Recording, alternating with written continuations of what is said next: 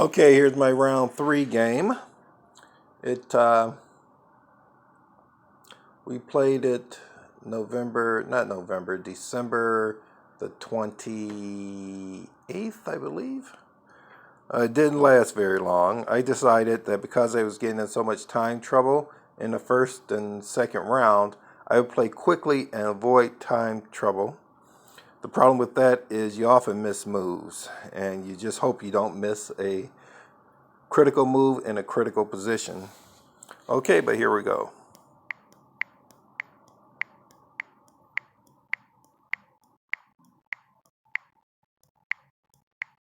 Okay, with this opening, my opponent played pawn to d6, which pretty much gives up the center.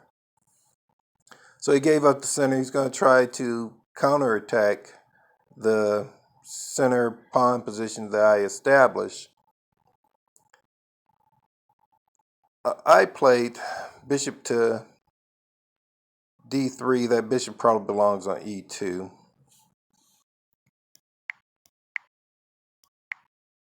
At this point, I am purposely delaying castling.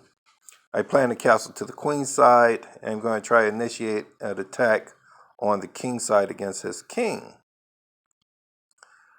And my brilliant idea is that I'll delay castling so that I can have an extra move to establish an attack, then I'll castle. And this is a move that I decided I would establish my attack with.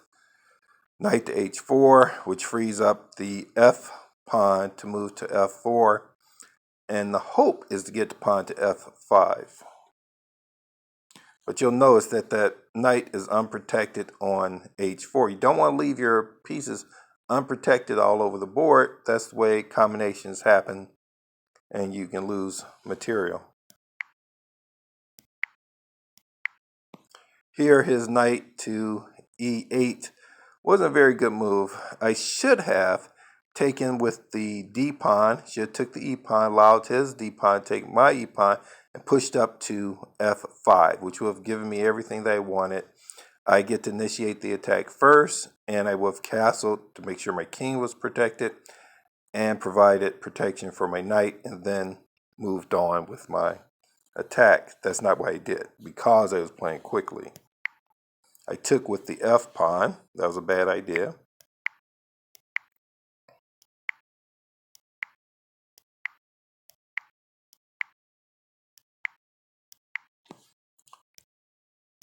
But actually, it didn't turn out bad. I'm getting control of the center. I'm going to have a post at d5.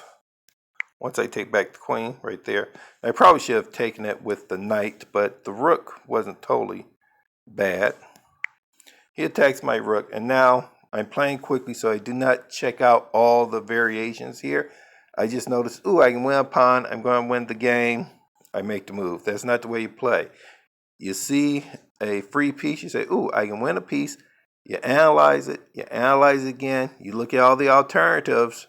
Then you make the move. You make the appropriate move. The reason why you want to go through that process is because it's a winning move.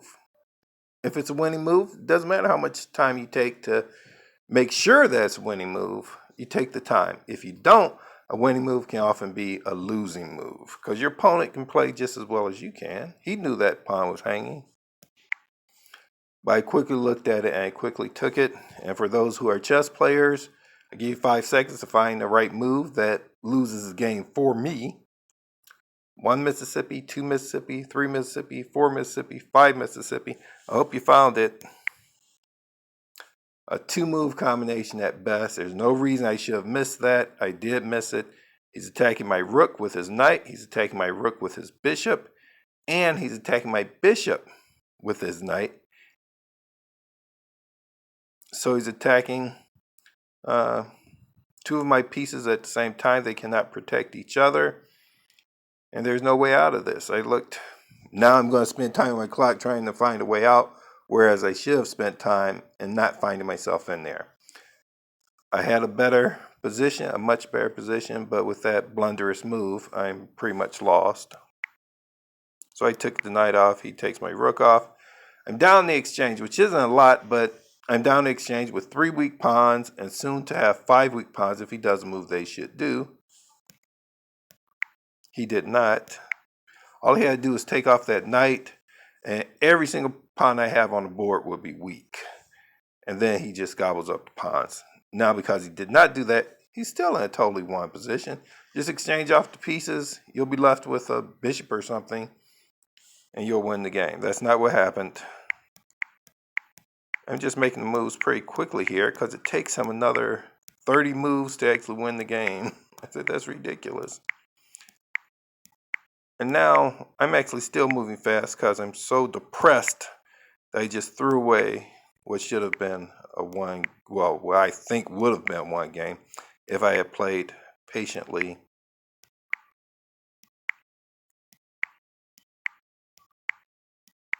And I didn't even put all the moves in the computer because most of them were they just weren't very good moves if you intend to win the game. Now you had one game anyway, but I mean, look at this. I'm just giving away a rook. That pawn isn't going anywhere.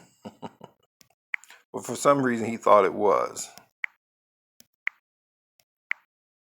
And the game, for all intents and purposes, is over right now, even though it went for another 15 moves. Okay, well, that leaves me with a half a point after 3 rounds of play. That's not good. So I think it's in my best interest to just sit back and enjoy the rest of my time here in Vegas. I'll be home, I believe it's Sunday. And my next competition, I believe, is in Boston in April. So this time I'm going to get all my practice in. I was supposed to do at least 100 games. I got to 35 games, which is better than what I did last year because I got to 0 games last year. But so on and so on and so on. Bye-bye.